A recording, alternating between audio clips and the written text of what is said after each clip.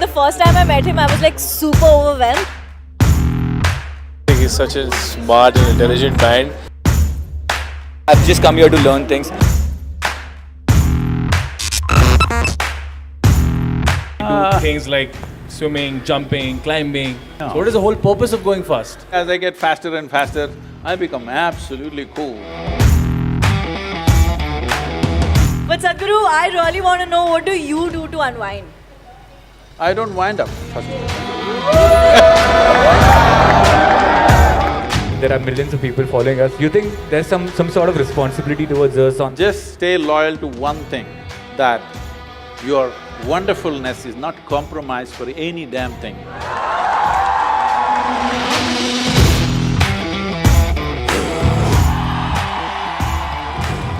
I have had the pleasure of meeting the man that I'm going to introduce on stage now before. The first time I went to meet him, I was like super overwhelmed. I was like, oh my, because he's Sadhguru, right? In your head, you're like, don't say stupid things, do not say stupid things. And then I went and I met him and I realized that he's literally as chill, fun, amazing like you and I. And I am super excited about this session. Are you pumped?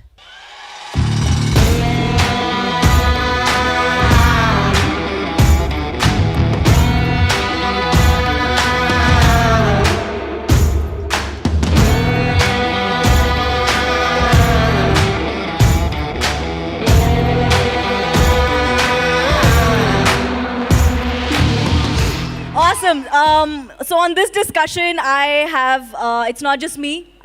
This is going to be graced by two other very amazing YouTubers. So I'd like to welcome on stage Mumbiker, Nikhil and YouNick. Whenever you're ready, guys, let's make some noise. What's up, guys? Once more.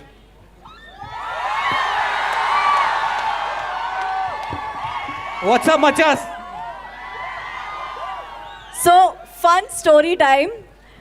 Nikunj forgot to pack an outfit for today. As always. And we told him that we are dressing up, so you should dress up. So he's the only one dressed up now. I thought it was fun in my head. Sorry about that. I am with him. You would no, but yes, you look very yeah. That was the joke, dude. That was the plan. Fine, whatever. I'll let that pass. Anyway, so this is happening. This is a great platform for people like us to talk to Sadhguru. I have had this pleasure before, and I remember the 1 hour that I spent talking to you was the calmest hour I've had in the longest time. And I just didn't know that you could feel like that, you know, when you're talking to somebody. So to begin with, obviously, we have questions. All of us, we are a generation of questions. We always have them. We're always asking. No, we asked questions before you were. Oh, great. So then we're taking that forward. Yeah. That's perfect. I have 3 questions primarily. So the first one is, I'm going to jump right into it. You know, when you're in this age, when you're in college, when you're just out of school, you're in college, you're under 25, every little thing that goes wrong in life feels like the end of the world. For example, a heartbreak. Breakups are bad, right guys? Breakups are tough. Failing in exams, fighting with your... Why is that funny? It's bad.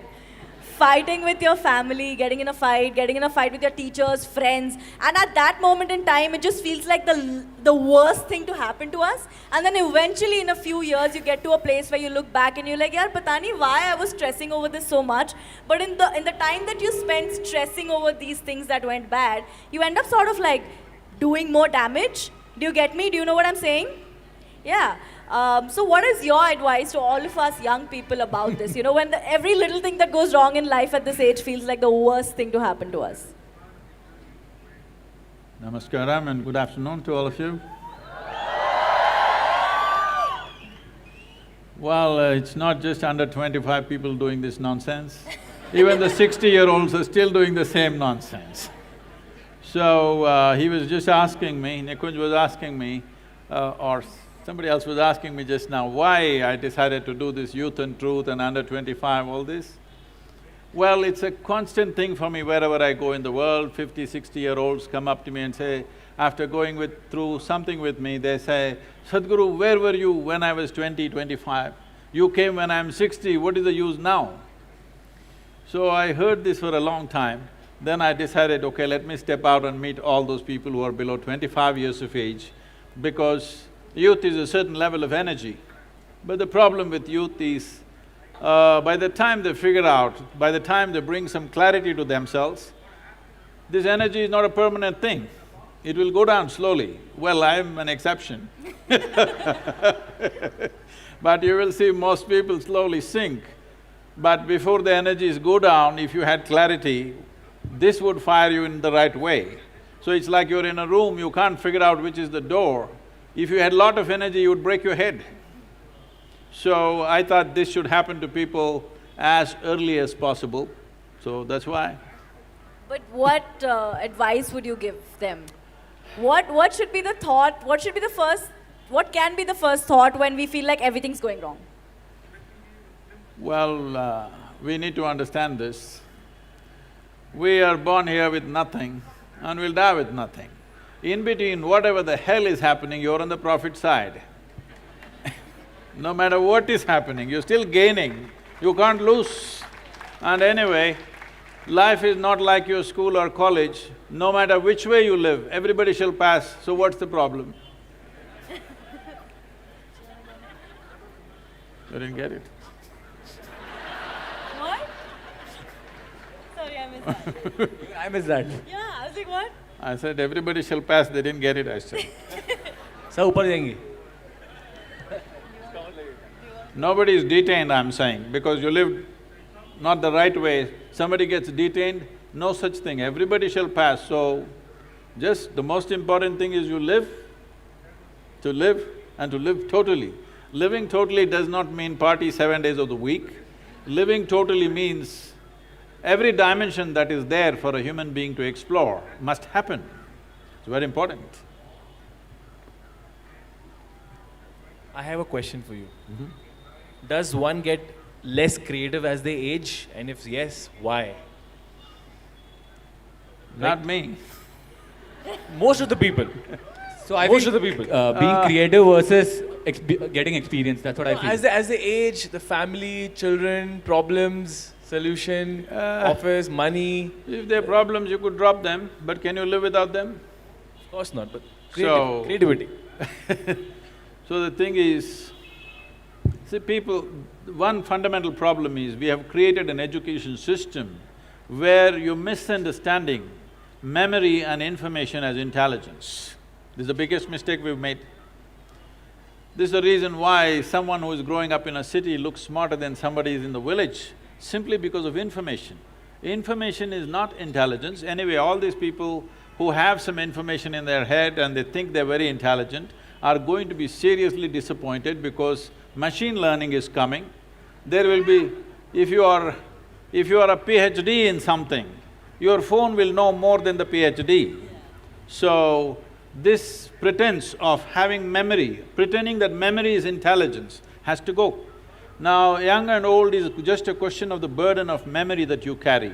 You don't know how to carry your memory. See, we must understand this. People are not suffering their life. They are suffering two most fantastic faculties that we have, that only we have, no other creature on this planet has. One is a vivid sense of memory and a fantastic sense of imagination. So, this is all people are suffering. What happened 10 days ago, you're suffering. What may happen day after tomorrow, you already suffer. You are not suffering life, you are suffering your memory and your intelligence. When are you going to learn to handle this? Is 25 too early, you think? No.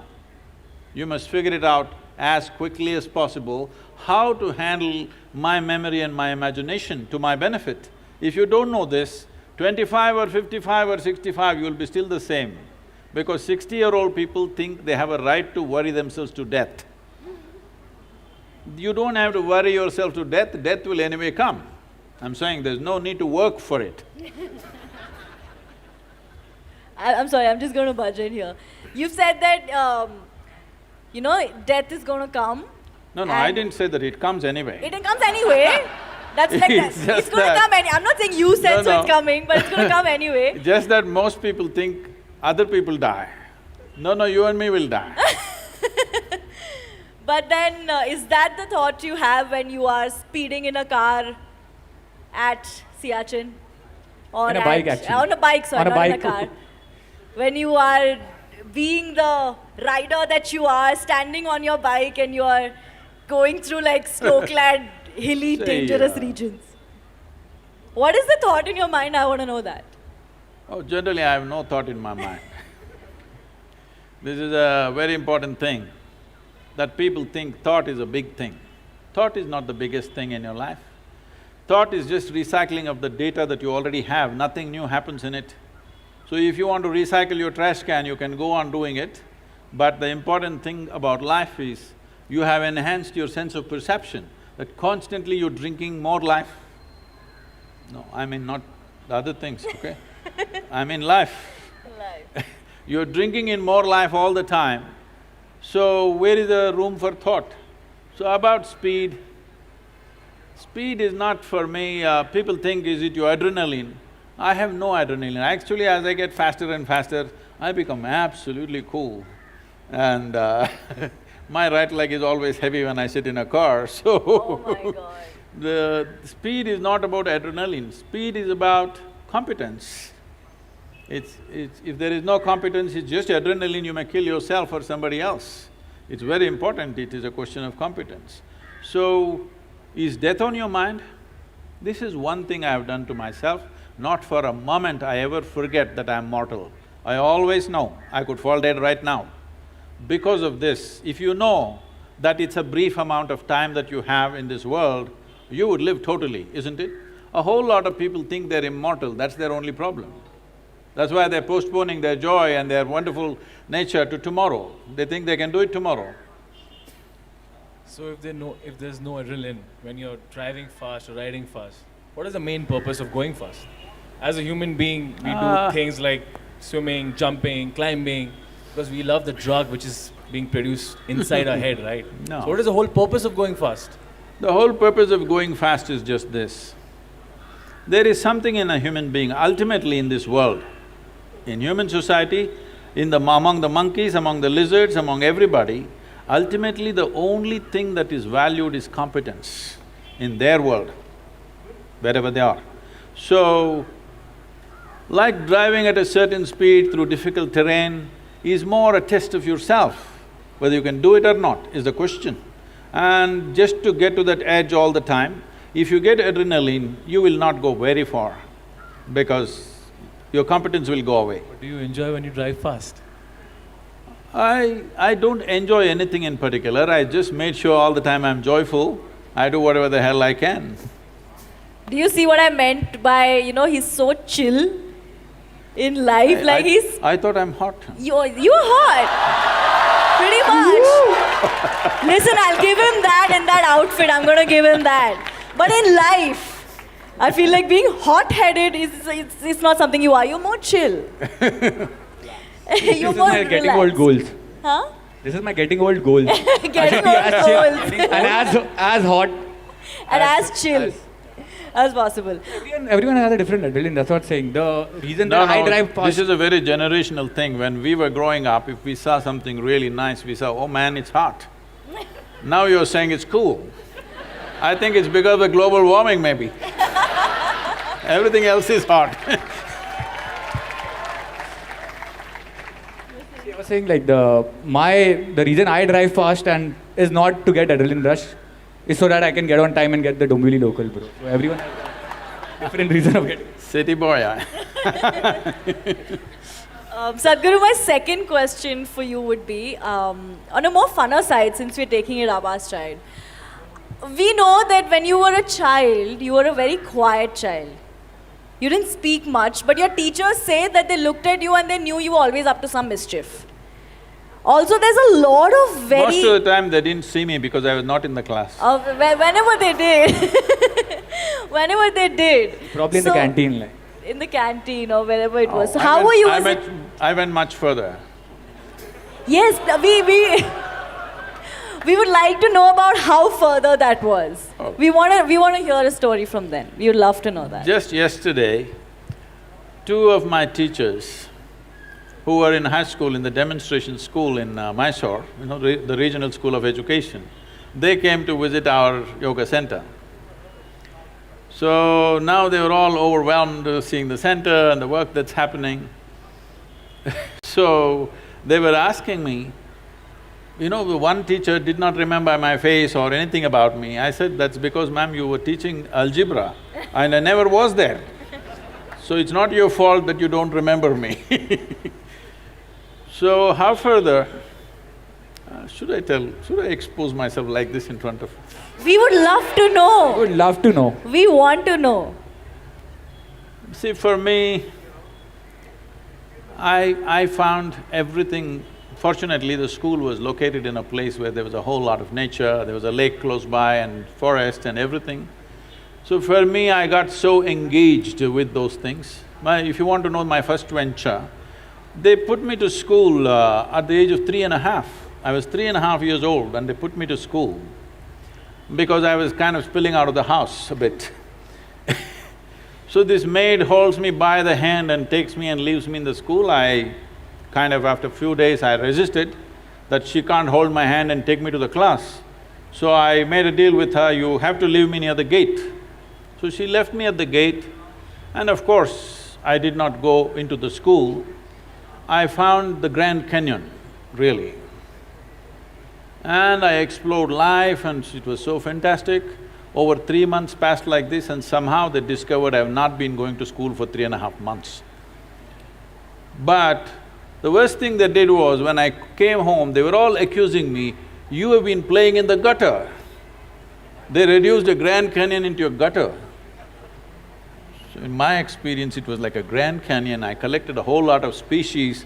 Maybe, I don't know, I was working for a biology PhD or something, but they made all that into trash and said you are playing in the gutter. I thought I was the youngest guy to bunk, like I bunked school in 6th standard, but then no comparison. 3.5 years old, no one can beat that. Also, speaking of schooling and parents and careers, right now, we're in an age where there's so many different offbeat careers coming up. As YouTubers, we get this question all the time.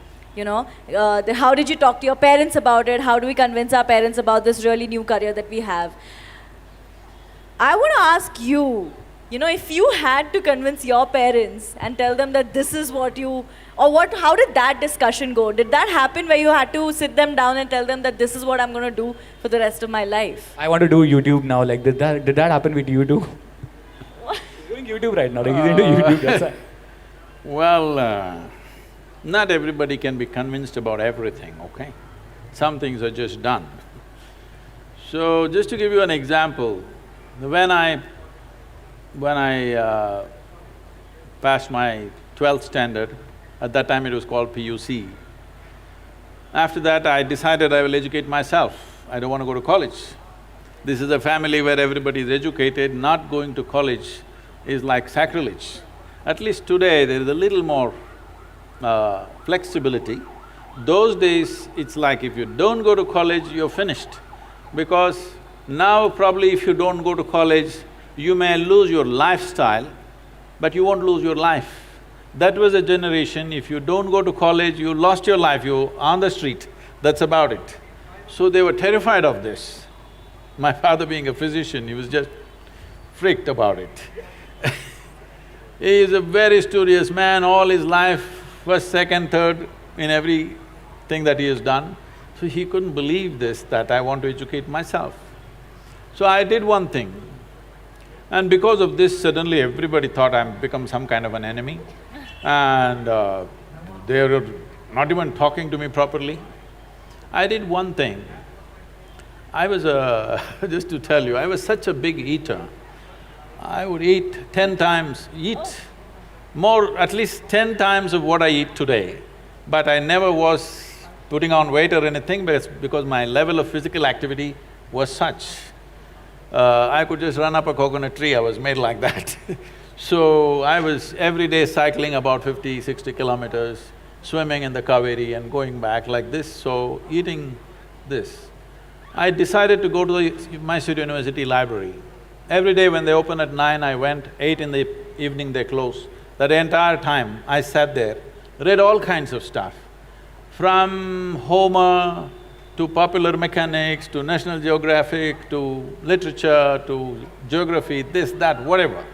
Whatever came my way, every day for 1 year I read like this, just all kinds of things. But the most important thing for me was, though I was such a huge eater at that time, this 1 year I went without a meal. Morning I ate as much as I could, breakfast at home, and I went there and sat there the entire day without a meal, which was a huge achievement for me, because without food I could stay. This kind of expanded my way of looking at life. But family drama started, my mother started crying when the next academic year comes, go to college, go to college, go to college. Then I said, if I must go to college, I'll go for literature. My father said, what will you do reading poetry? You must become a doctor. He has a seat ready for me in the medical college, everything. I said, no. Then they said, okay, at least do engineering. Then I said, see, Please do engineering. if I say I don't want to be a doctor, if you told me become a veterinary doctor, Ayurvedic doctor, at least a witch doctor, I would look at it. If I say no doctor, you say engineer, I'm not going to listen to this. Your problem is society, your problem is not me. So I just went for literature, and these 3 years, I went there in the beginning and they all had ready-made notes, the teachers, they would read, and everybody writing down. Those days fountain pens, kara kara kara kara, it makes noise, it just irritated me. I said, I don't want to listen to this kara kara noise. I gave them a suggestion, if you give that notes wherever you got it, we will photocopy it and give it back to you. We don't have to come, you don't have to come. Then if I'm there, I'll ask 100 questions. So they didn't like it, then I made a deal with all the teachers that they'll give me attendance. That was my only concern. So once a month I went to college just to check if they're keeping their part of the deal. My life is so similar, yeah. So I explored the geography of Mysore district in such a way, every village track, every hill that is there, every little bird nest, whatever is there, everything I paid attention, just wandering aimlessly. But today, like when I went for the Rally for Rivers board where all the top experts are there, some questions came up when I just telling them casually, they said, Sadhguru, how do you know all this? I said, what was aimless wandering? Where I paid absolute attention to everything, from a worm to an insect to anything and everything I paid attention. Now it's become formidable knowledge. I never intended to learn anything, I just paid attention because it was life. And this is all it takes. We have come here to live. There is no other damn purpose. Those of them who want to go to heaven can go today. Why are they postponing? If it's such a great place, I don't see why you should postpone it, isn't it so? This is very important for the youth. If anybody says there is a better place than this earth, it is a crime.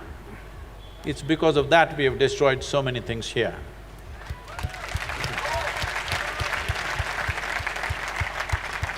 I wanted to ask you one thing, as young entertainers and as we all know that we've got YouTube channels and there are millions of people following us, you think there's some sort of responsibility towards us on how to go about it, or we should just do what we like to do?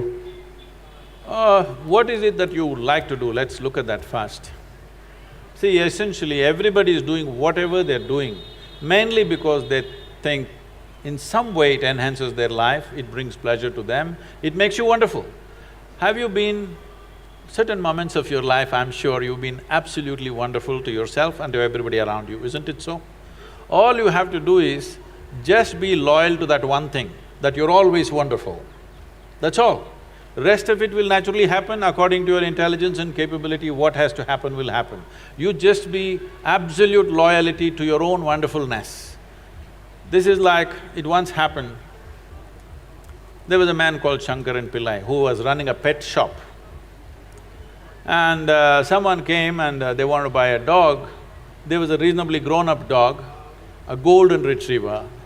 He said, I would like to take the dog, how much is it? He said, 25,000 rupees. I said, come on, for a full-grown dog, 25,000, why? He said, "It's too wonderful." He said, "Yes, it's a wonderful dog, but 25,000, that's the price." So he paid the money, he petted the dog was very friendly. Then he was just about to leave, he asked, "But is this dog loyal?" Shankaran Pillai said, "Absolutely loyal, I sold him 12 times, within hours he's back." So no matter what is happening, just stay loyal to one thing, that your wonderfulness is not compromised for any damn thing. It's important. So the moral is you should be loyal and you should be unique.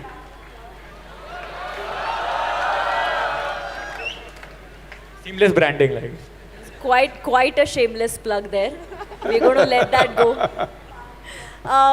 But Sadhguru, I really want to know, what do you do to unwind? I don't wind up first. Great. This is… Listen, 1 second. Radha, you stop Swamiji, this. do you remember I said this is savage going to replies. be his answer? I was backstage and I'm like, I really want to know what he does to chill and what he does to unwind. And I'm pretty sure he's going to say, I don't wind. But no, for real though, other than we know that there's a fun side to you, your sense of humor is great, you have all these cool cars and bikes and all of that.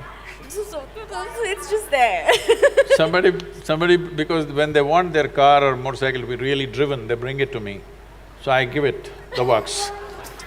But is it We are true? meeting backstage, right? Huh? We are meeting backstage, right? But is it true that if anything goes wrong with your bike or car, you'll not let anyone touch it and you will make sure it's okay by yourself? That was a long time ago. Now I don't have that kind of time. Awesome. I think we're going to open this up to the audience because I'm pretty sure a lot of us have a lot of questions. So we'll go one by one. Do we have a mic in the audience though? Perfect. Okay, hello Sadhguru. I wanted to know what is the one major difference you see between the youth of your time, like when you were young, you're still young but literal senses, and the youth of this generation, like what's one major difference, and what's that one quality you would want of that youth to be imbibed in this generation? If you ask me what's the major difference, what I saw… This is the difference. what I saw going around meeting a lot of youth of today is, during our time, we were always thinking about what we can do for this nation, what we can do for this world, how to cause a revolution about something. Always the debates and discussions were around that. But today, most youth are only talking about their own personal aspirations, which was quite… I don't know, it's amusing and also little alarming sometimes. But at the same time, it is largely because of the economic comfort you have today, which was not there at that time. That's the main reason. So if… because in this country, we're still not one nation, all right? There are people who are living in the highest level of comforts and well-beings, there are people who are somewhere in between. At least you can easily make this country into 5 layers of existence, literally. Just now, I was in Trichy this morning and I was talking to the farmers. If you look at their condition, it's a large congregation of farmers in Tamil Nadu. If you look at them and if I look at you, this is a different world altogether, it's not the same world. So because it's like this, still there are parts of India which needs some revolutionary action. There are parts of India where personal aspiration is good enough. I think it's important that there's a part of you which constantly thinks about how to cause some kind of a major difference to the larger populations. This must be there in our minds, it's important. All right, we've got time for 2 more questions, I think. And I'm not going to choose, I'm not going to be the villain here. Akshay? Hi, Jova's here. Hey guys.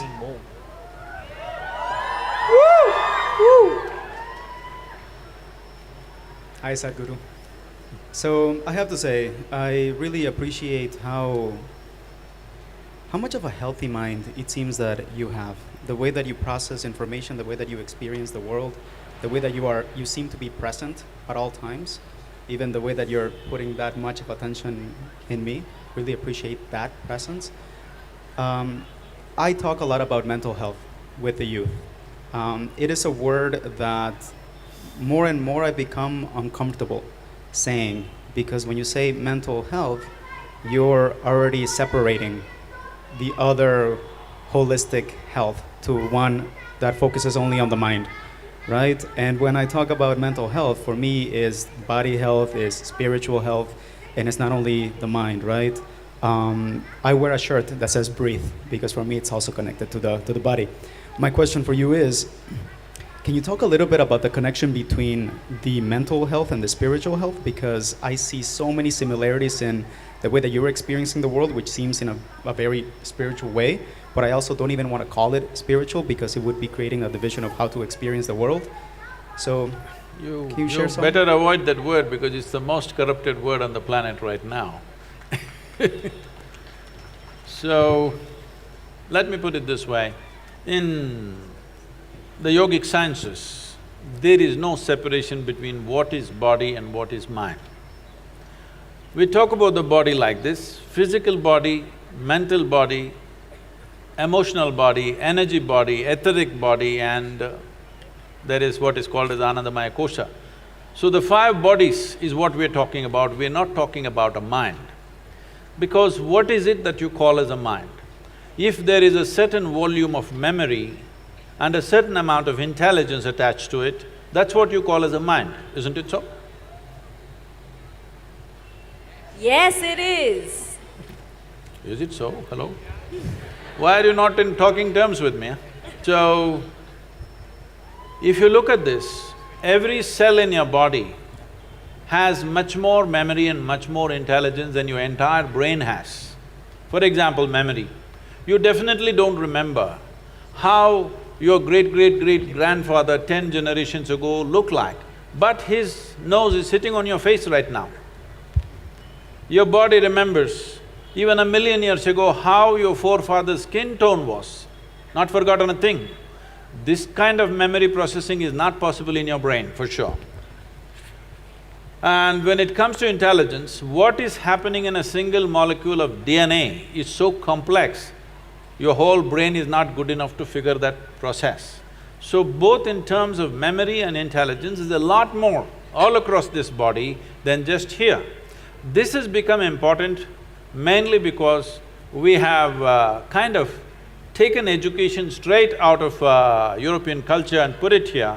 In the European culture, thought became very important because they went through about 300 to 400 years of very dogmatic religious practices, that anybody who thinks something different was dead. So, they broke away from that about 150 years ago, which they called as Renaissance, which was a big breakthrough for them, that they could think for themselves. Otherwise, everything that you need to say is already said in one book. If you say one more thing, you're dead. This was the culture. So they made thought, human thought, into a very big thing. But you understand this, whatever kind of thought you have is only from the limited data that's coming, that's already stored in your mind, isn't it so? With this limited data, you may make permutations and combinations of it, but nothing new will ever happen. So, when we say mind or manas, we are looking at a dimension as memory as a separate silo, which is all across the body. There's more memory in every cell in the body than here. And we are looking at intelligence as chitta, as something totally different. So to keep these two things separate is most important.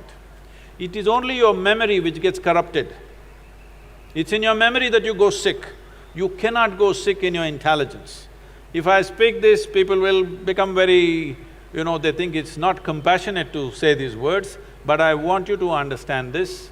This is because we have gotten trapped in our own memory bubble, that this memory can go corrupt. What happened 10 years ago, it can rot in your mind and become something very big after some time and cause this. Well, people always will argue, but there is a chemical process. Yes, this is the most sophisticated chemical factory on the planet. The question is only, are you a great CEO or a lousy CEO? There is a way that you can keep your chemistry the way you want. Just look at my eyes and say, I'm always stoned. Yeah. Never touched a substance, always stoned, and I can calibrate how intoxicated I want to be or how less I want to be any moment. This is not something… See, the important thing is this. The question is not about intoxication being good or bad.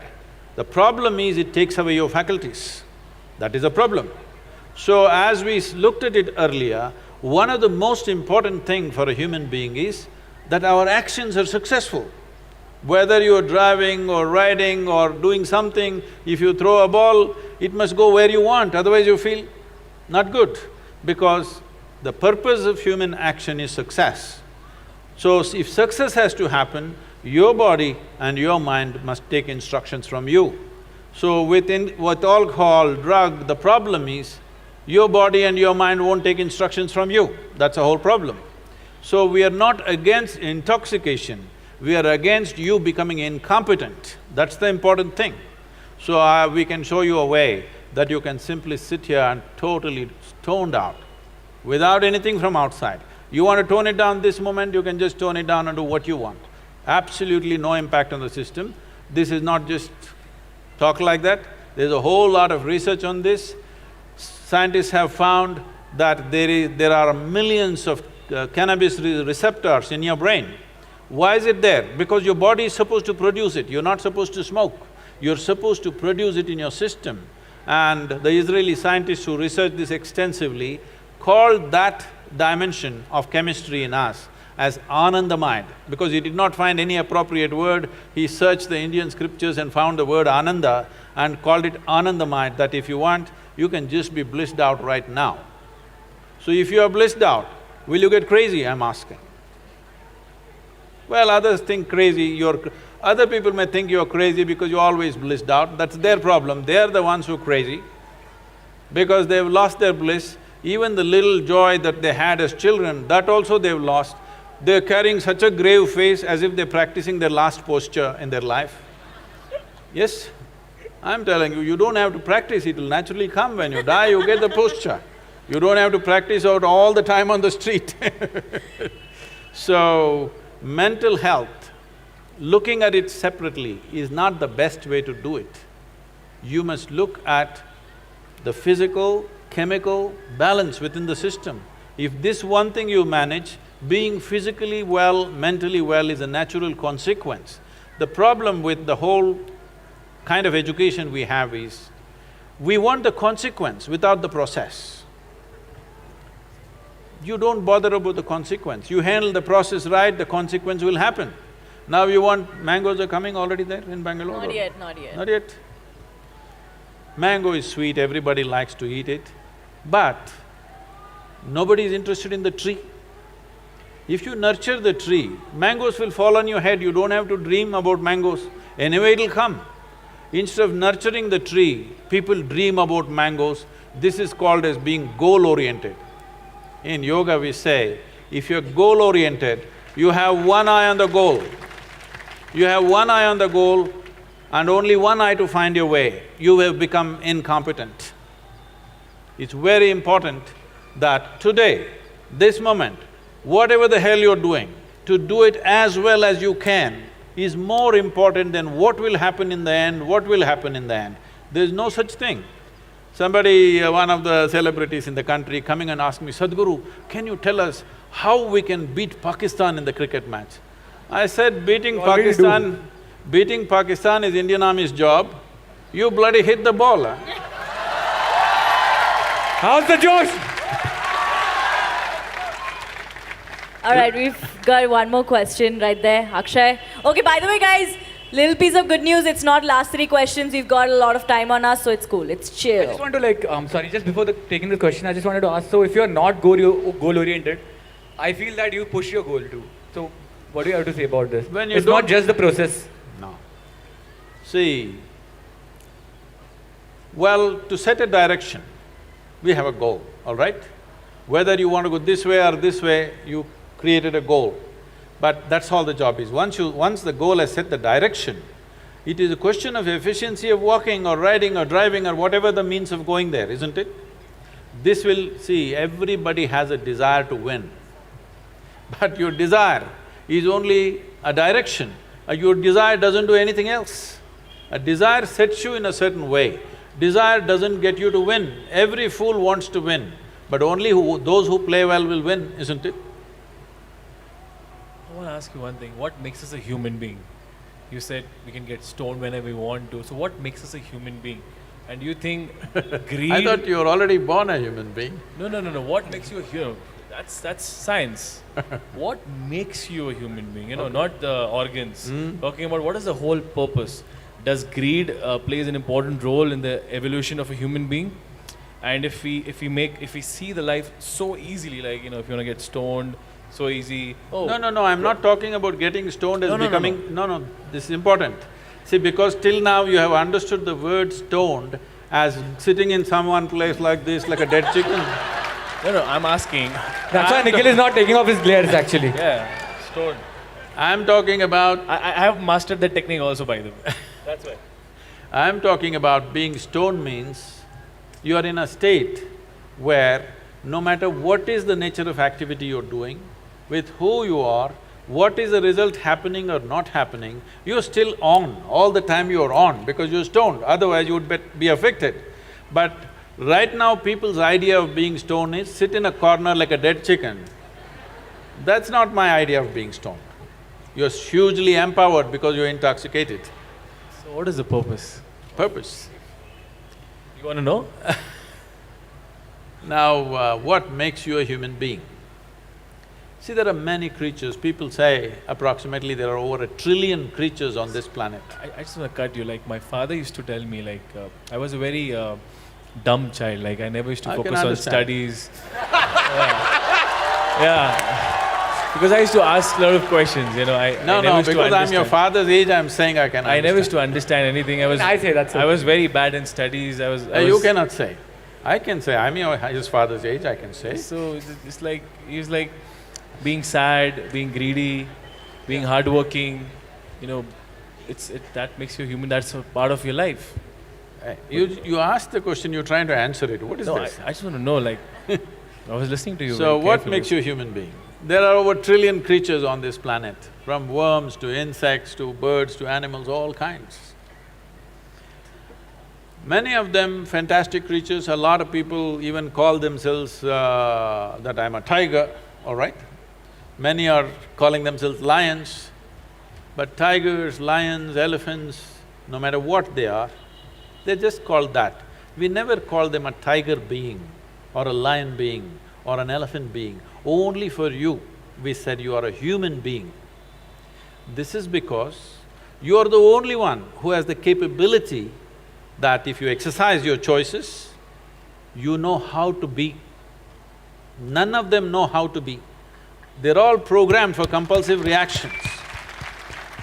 They exist in a world where it's all by compulsive, instinctive reactions, but you know how to be.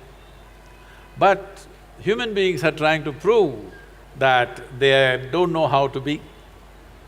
They just don't know how to be, most of them, unfortunately. They're trying to prove the nature wrong.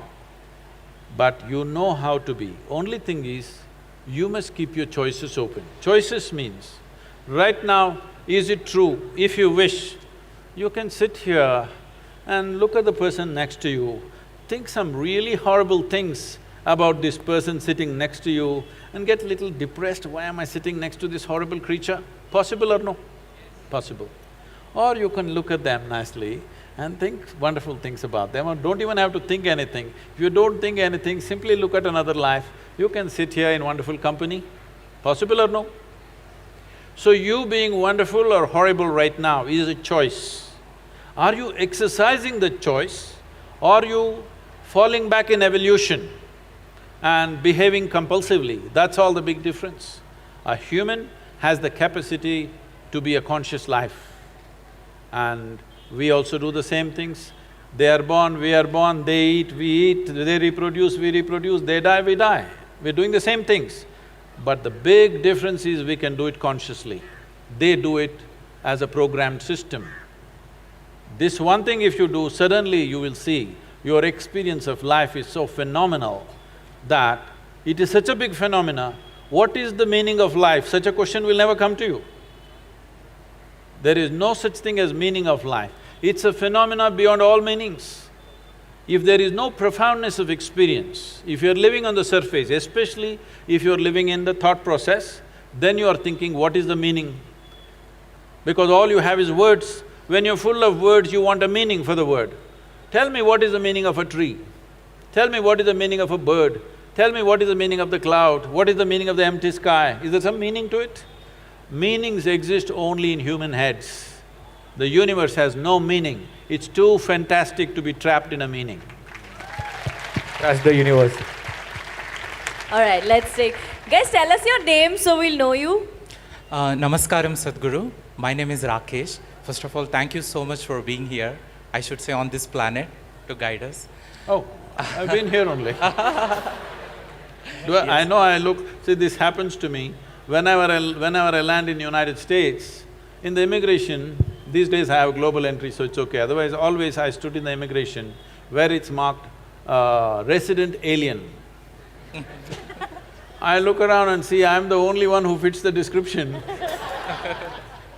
You are Sadhguru. I actually here only. Yes. Sadhguru, my question is… If you can hold it. Yes. I know you want to speak from your heart, but it works better this way. Okay.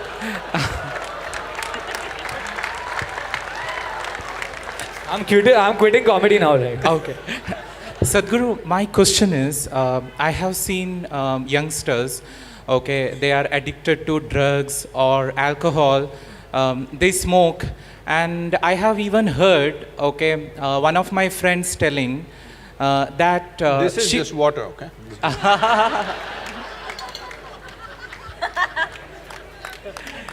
Yes.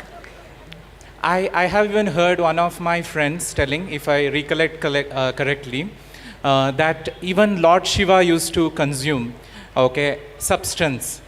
And they take it as an excuse and they imitate it, saying that even Shiva used to do it, okay, why should not we imitate it? So that is the excuse which, few of the youngsters, take it to consume the substances. So what is your advice to them?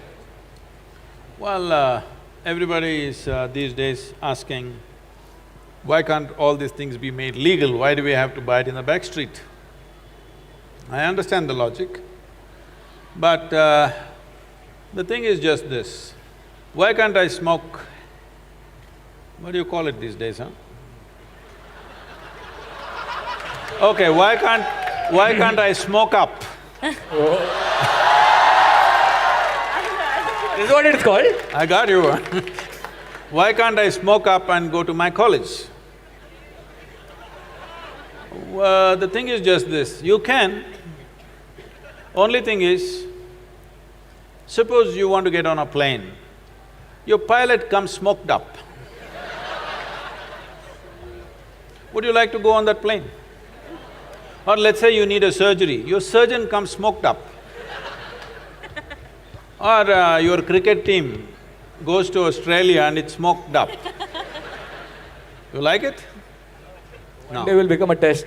So, this is all the question is. The question is just this, do you want to live or do you want to avoid life?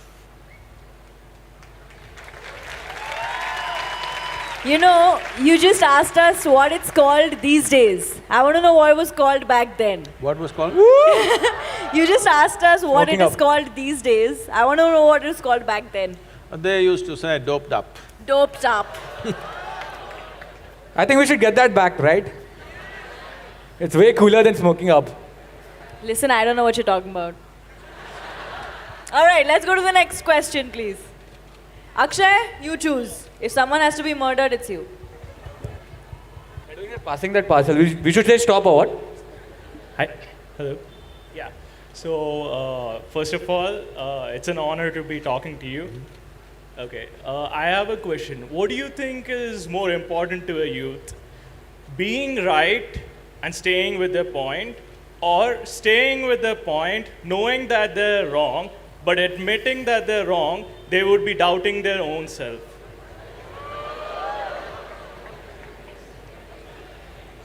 It's not a tough क्या था question. क्या था? She's asking if you're smoked up.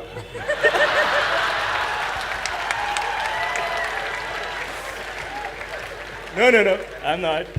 This is how I am without being smoked up. Oh. We can only imagine. So,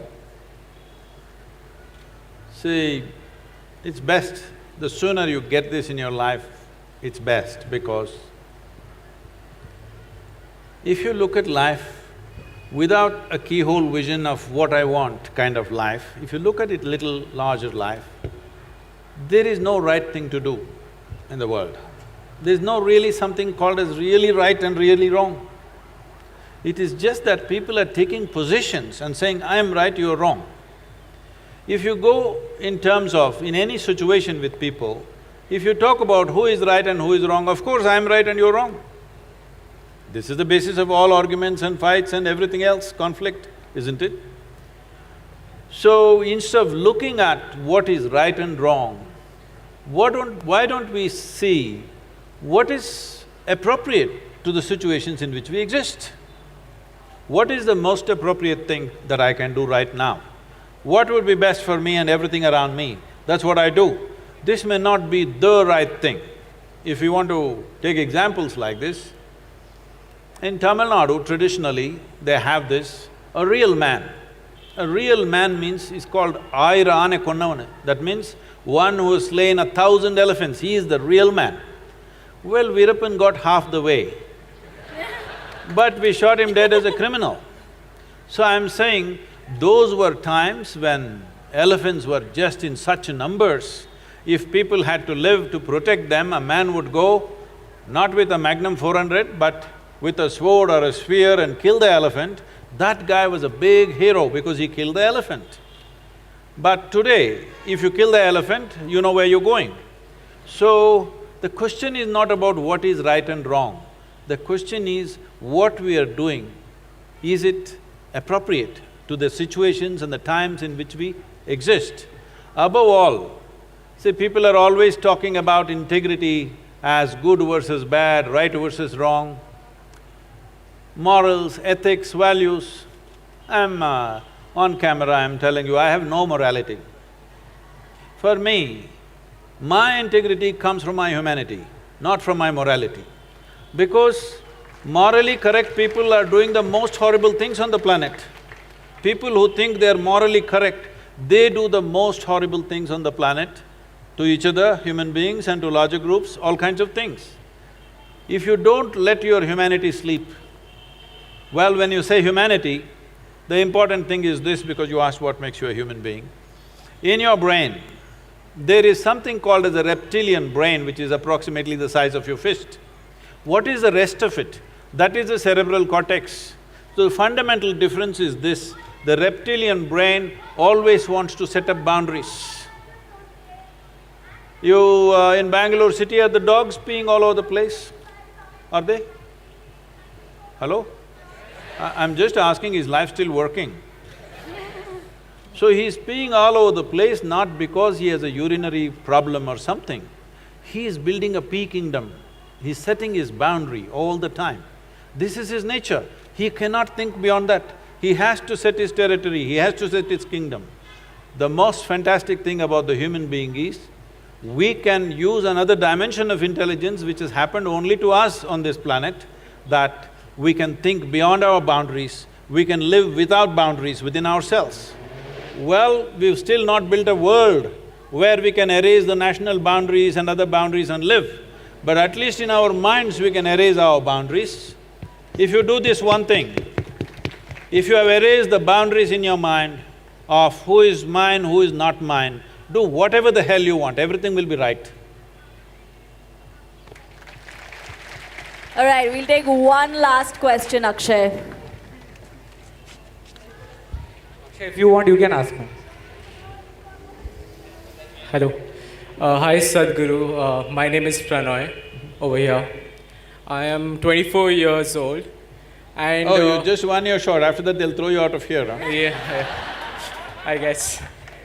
So I didn't have a specific question when I picked up this mic. This is something more personal and If you can hold it right, it's not very clear. So this is not a very specific question or generic for that matter. I hope that this question will answer a lot of others. Hey, ask the question, what is this? Question sorry. is so much No, but the question is so long. So I just wanted to ask that there are goals that I want to achieve, and I also know that there's certain things I shouldn't do that will hinder my progress. So there, I'm trying to find methods of accountability for myself where I can push myself and get that. As you said that we all are trying to win in some ways, but I'm not able to figure out methods of accountability within myself to reach that. If that makes sense. No, it doesn't. I'll answer the question anyway. I want to break it down. I don't know if I have the similar question that I want to reach somewhere and there's few ethics of me which is stopping me to do certain things which will make me reach there faster. So yeah, ethics or morals, you can say. So what do you do about it? Should we concentrate on the goal and reach there faster, or should I hold on to my ethics and morals and let it be a little slow and be there? See, whatever you do in your lives, I'm sure each one of you will go out and do so many different things. But whatever you do, is it very important? It is relevant to the world in which we are living. Hello? Is it very important? It's relevant? Suppose you set a goal today. In next 25 years, this is where I want to be. In those 25 years, the entire situation changed, but you are still going that way because you want to get your goal. Isn't it a disaster? So everybody is thinking, my dream should be fulfilled. Let me tell you what's my blessing to you. How's the Josh? How's the Josh? My blessing to you is, may your dreams not be fulfilled. Let something that you could not dream of in your life happen to you. Because what can you dream of? I'm asking you, what can you dream of? Only a little exaggeration of what you already know, isn't it so? Can you dream of something totally, absolutely new, which is not in your experience? So you are ruling out all the possibilities of life simply because you have set a goal, because somebody is telling you, you must be goal-oriented, goal-oriented. No, you don't be goal-oriented. Constantly work on how to enhance this piece of life. It is like, you have a Maruti car, nothing wrong with it, it's a good car to go home and go to the office. But you want to race on the F1 track. Well, four wheels are going to go in four different directions. If you want to go on that kind of speed, you don't dream, you build the machine, isn't it? Similarly, if you really want to go somewhere in your life, you build this one. Don't worry about the damn goal. We don't know what opportunities the world will open up tomorrow morning. How do you know? Just make yourself into a fantastic human being. You will see, life opens up in a million different ways. But if you have one silly little dream and you work for it all your life, what is the point of that? So may your dreams not come true. Let something that you could not dream of happen to you. I feel like all three of us relate to this on a very personal level because Nick wanted to be a bartender. Nikhil was I was actually. He became a bartender. Nikhil was working as airline crew. I was working as a radio jockey, and I remember we have this conversation every now and then where we are like, this was the goal we had, and then nobody saw YouTube coming, nobody saw this happening, and then now suddenly we have a life where we can sit and talk to Sadhguru in person. So don't waste your life. How cool is this? This is the new dream. Don't waste your life dreaming. Keep your eyes and every damn thing that you have open and look. There are a million doorways. I think this brings us to the end of this session. Listen, again, I think the calmest hour we have spent. What do you guys think? 2 times in a row, thank you so… Yeah, I know, it's a very weird vibe. Like, I was just like, after our discussion, I remember just standing and thinking, I was like, what just happened? Did I even talk at all? Maybe I was stoned. Hey. Doped up. But thank you so much, Sadhguru. And thank you to everybody who is here. Have fun, guys. It's going to be great. We're going to take your leave. Thank you. Bye, guys. Let's do it. Check. Yeah. Okay, on that note, we'd like to get a picture with all of the panelists on stage. Would you all like a picture? Yes? So just crowd around the middle and turn around and face the cameraman. A big round of applause, ladies and gentlemen, to the panel on stage. There you go.